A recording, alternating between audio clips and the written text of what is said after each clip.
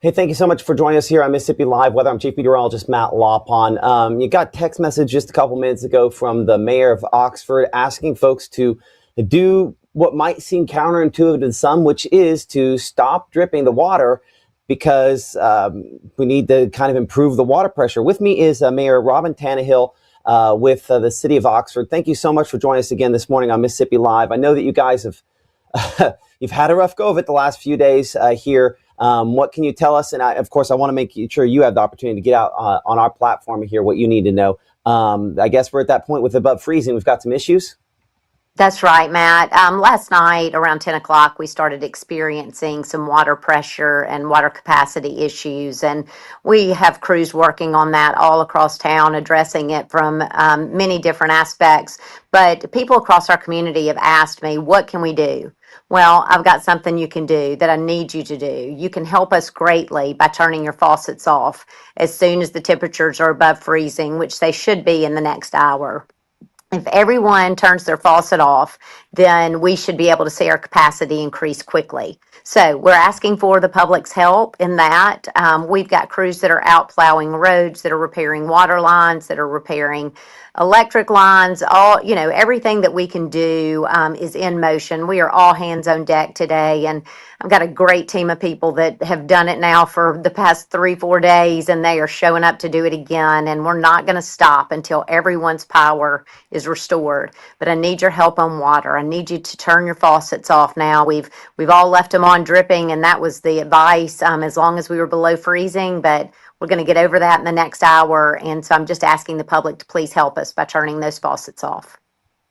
And it does make a difference. So I'll be honest, I show on my maps here, we're still just a hint below freezing. But as you mentioned, and probably within the next hour or so here, we should go back above that threshold. I mean, especially considering you guys were down, basically single digits last night. We've improved a lot. And honestly, the sun on the side of the house, even if it's slightly below freezing, makes a difference to start warming things up. So you mentioned the capacity Absolutely. down.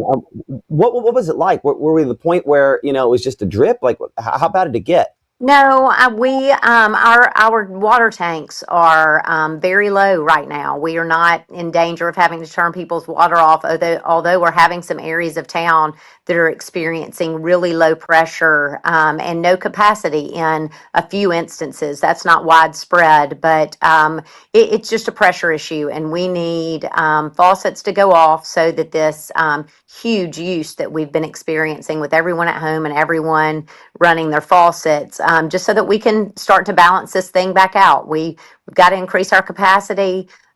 We have all of our water wells and pumps are working on generators right now. We're working hard with Northeast Power to help us restore and energize those pumps, which will make them more efficient and effective of pumping water into those tanks. But one way to fix it quickly is for the usage to go down. So that's what we're asking the public for their help with.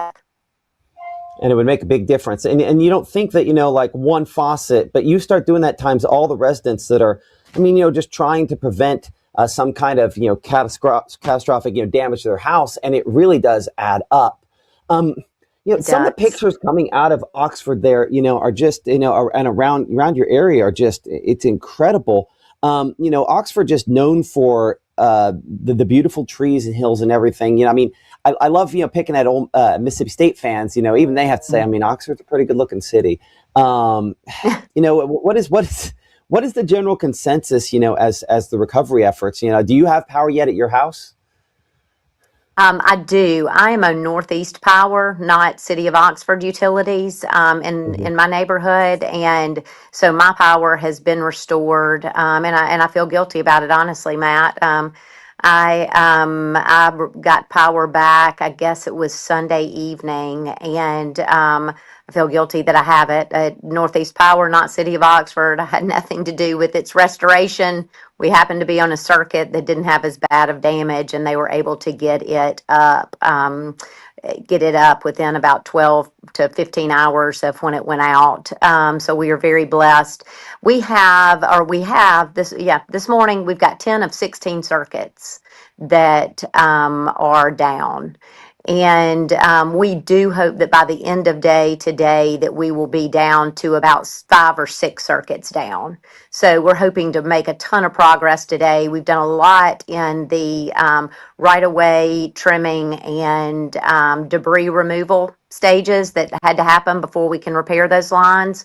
So we are hoping people will see a lot of progress today. And I've detailed that in a Facebook post that I did just a minute ago for anyone that wants to hear exactly what restoration looked like yesterday and what our plans are for today. Feel free to go to my Robin Tannehill for Mayor of Oxford Facebook page for those updates. Yeah, and let me just tell you this. I don't think you should feel guilty, or anybody that got power back should feel guilty. I know I felt guilty for a little while, but I think what we do is, you're clearly reaching out to people and trying to make, keep things that working, and you had no, you weren't involved in getting it restored. But also, when we have power, that's when we bring folks into our home that don't. And so I think that's part of how we get past this. There are the public warming shelters that are part of this, but another component is just bringing people in. Hey, we've got power, you don't. Come on over. I think all of us will get power back as long as we're doing that to a certain extent. We're helping each other. We should be thankful and grateful in that regard. That's right. Well, and we've got a warming station that is still open at the Oxford Conference Center. We had 280 people that spent the night there last night. Unfortunately, it is the facility that experienced the water capacity and pressure issues first. But we've got portable restrooms over there, and we are providing 3 meals a day and a warm spot, and we've got cots. So anyone who needs that shelter, please come join us. Yeah, and those warming shelters are important part of just getting past this, unfortunately, really ridiculously cold weather that we've had the last couple of days, and have coming on forward. Have people been reaching out to try to are having difficulty getting there? And do you have any capacity to get people to the warming shelter if it's something we're talking homebound or elderly that are some of the most vulnerable? Do you have any way to get people to those spots? Well, we had 345 police radio calls yesterday, and the majority of those were transports. Yes, we have had to prioritize people with medical issues and elderly people, anyone that has a special need that can't possibly get there, things that are emergent. We have prioritized, obviously. We haven't been able to get to every single person that needs transportation, but we're doing that again all day today. We are very relieved that the National Guard has finally been called up, and we should have some National Guardsmen here tomorrow. We have asked them to bring vehicles that they can transport people in, and we hope that will be a lot of their mission, is actually picking people up and getting them to the shelter, and then once people's power comes back on, getting them back home. Do we know where they're going to be mobilized out of at this point? My understanding this morning, Matt, is that they are going to all mobilize out of Camp McCain in Grenada. We have not been told whether once they get to Oxford, they'll stay in the Armory here, or whether they will continue to go back and forth from Camp McCain as a home base kind of for everyone. We haven't gotten word on that yet.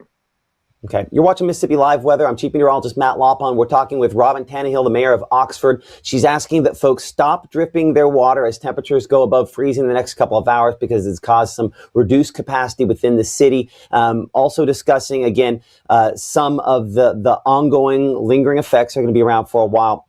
One question, and speaking with the Red Cross North Mississippi a little bit earlier on, some of these warming stations are being converted over to kind of Red Cross shelters, for lack of a better way to put it.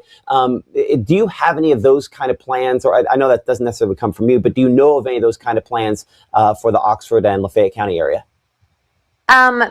We have not had any luck with assistance from the Red Cross yet.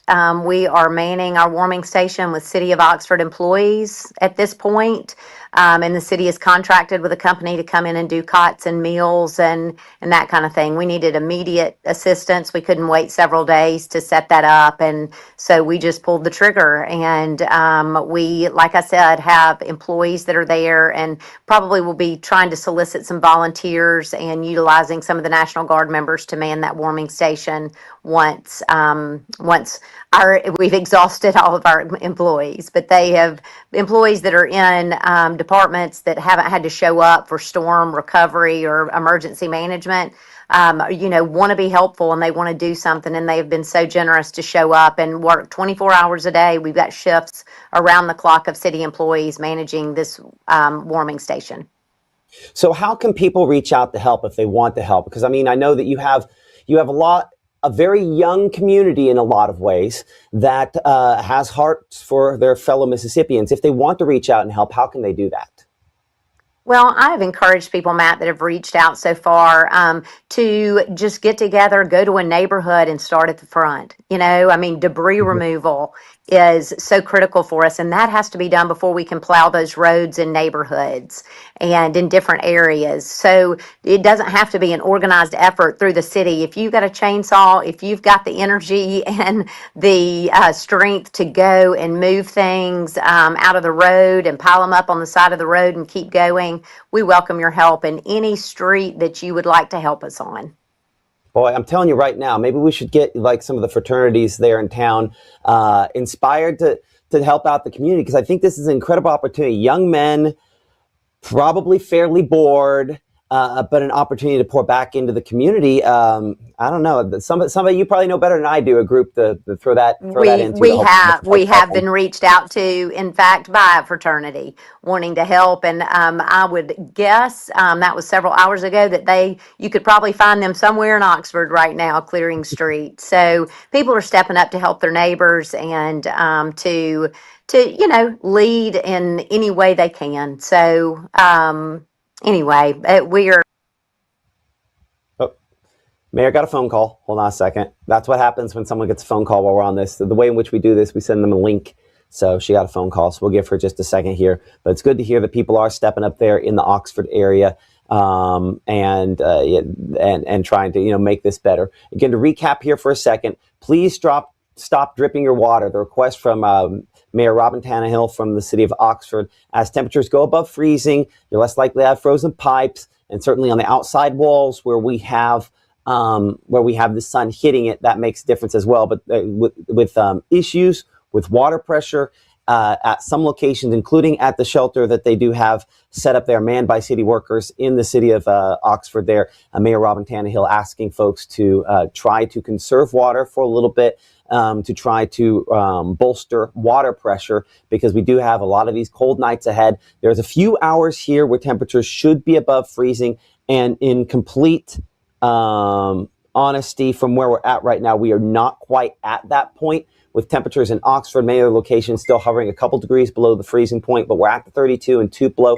But this is going to help at least a little bit, trying to thaw things somewhat over the course of the next couple of hours here. And some temperatures could actually approach the 40-degree point, especially around the Golden Triangle. So that will make a little bit of a difference to try to make things slightly warmer and hopefully improve things just a little bit more. Another thing Mayor Tannehill mentioned was that the National Guard, and we did hear this from the governor yesterday in his press conference, the National Guard is going to be deploying from Camp McCain, and eventually could have additional deployment locations from there. They know that they're going to be coming up to the Oxford community. They're hopeful that will include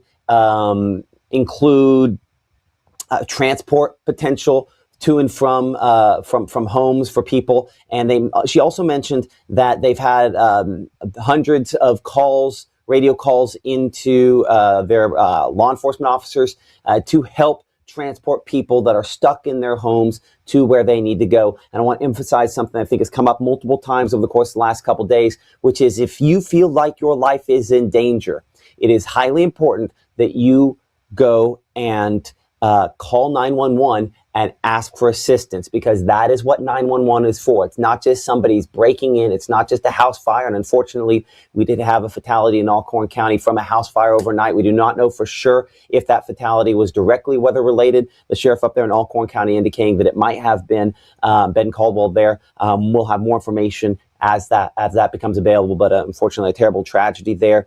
The second weather-related death here in North Mississippi, including a man in Tishmingo County that perished due to the cold weather and a tree falling into his structure there. So Unfortunately, we have had some tragedy with this beyond just the inconvenience of cold, and inconvenience is a kind way to say what so many of you are dealing with again, these sub-freezing temperatures across the region today. It looks like that phone call must be pretty important for Mayor Tannehill. She is still off there, so I think we'll go ahead and kind of wrap things up here behind the scenes, continuing again to monitor things. At noontime today, we're going to have a special interview. I don't want to steal anybody's thunder, so I'm not going to tell you who it is, but I think it's going to be a thing that a lot of folks are going to benefit from, and a very positive effect here on parts of North Mississippi, a charity group that's going to be kicking into motion. We will have that for you coming up at noontime. And while I'm going to pop on here that our next live broadcast is at 5 p.m., and I just told you a second ago, we'll be live at noontime with the organizer of a nonprofit that is going to be making some significant inroads, including, some of the spots that we were talking about just a moment ago there. That's coming up at noontime. Our live broadcast for weather, 5, 6, 10 p.m. here in the Room to Room Weather Center. Keep it here for the latest. Thank you. Like, subscribe, all the things, and take care of your friends and neighbors. Look for ways that you can volunteer and help out, because people desperately need it. We'll see you in 30 minutes.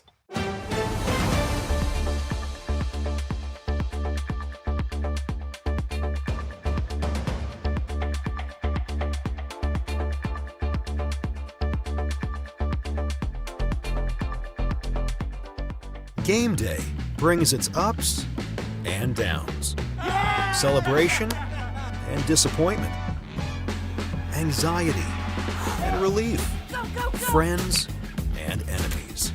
You can always argue over who should have won, but everyone can agree on great food. Appetizers, entrees, drinks, party platters, or even the taste of sweet victory. There's something for every season at Eat With Us restaurants.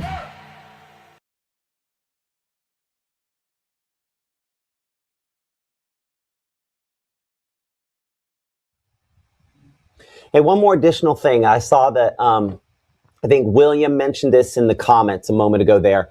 And because we can pop back on before we turn it off, I figured it's probably a good time to do that. Only want to be stopping the dripping of the water while it's above freezing. We will go below freezing later on this evening. I'll double check the timing on that. I can pull up an hour-by-hour forecast here for a moment, double check the timing. But we only want to be we want to stop the dripping for the next few hours here. Let's get you a time frame. Oh gosh, what is that under? It's under hour by hour. Oh, man, not hourly. Why can't I think of what the name of it is right now? What the name of my graphic is? Day part. No. Oh well, we're just gonna pull up a temperature map. TEMP. Because I want to get you, time, because that person was absolutely right, and that's an oversight of mine. That we want to only stop, stop it right now while it's above freezing. Just give me just a moment. We'll drag that in here, and we'll time out how long it'll stay above the freezing point. So by 12:30, we hopefully, this is a little aggressive there, maybe about 36, 38, or 39 degrees. So 4 p.m. there in Oxford and at some other spots. And this does apply to other locations. I think by 7 p.m. tonight, we're back below freezing. And listen, when the temperatures say 25 and below is when we really need to be doing, having the water dripping. So I would say a good time to start dripping again, probably 6 to 7 p.m. And we're talking only has to be just a little bit of drip. It does not need to be just running water right down the drain, but a little drip on those pipes definitely helps. But I see someone there saying yours is going to stay dripping.